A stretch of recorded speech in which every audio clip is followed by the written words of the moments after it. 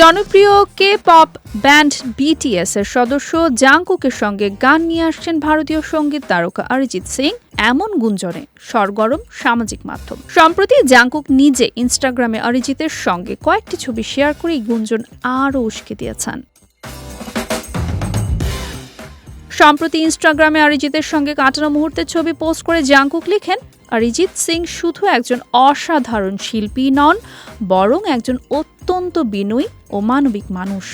Jungkook আর উল্লেখ করেন, অরিজিতের কথা বলার ধরন ও ব্যক্তিত্বের মাঝে এক ধরনের শান্ত উষ্ণতা রয়েছে, যা সচরাচর দেখা যায় না। শিল্পী অরিজিতের চেয়েও মানুষ অরিজিৎকে নিয়ে নিজের বিশেষ ভালো লাগা প্রকাশ করেন এই কোরিয়ান হার্টথ্রব।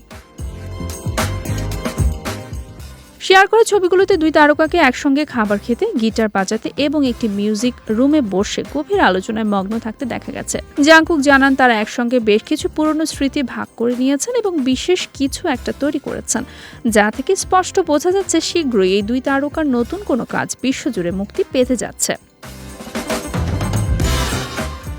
এদিকে প্রায় 4 বছর বিরতির পর গত 20 মার্চ বিটিএস তাদের পঞ্চম স্টুডিও অ্যালবাম আরিরাং প্রকাশ করেছে। কে-পপের ইতিহাসে নতুন রেকর্ড গড়ে মুক্তির প্রথম দিনে এই অ্যালবামটি প্রায় 4 মিলিয়ন কপি বিক্রি হয়েছে।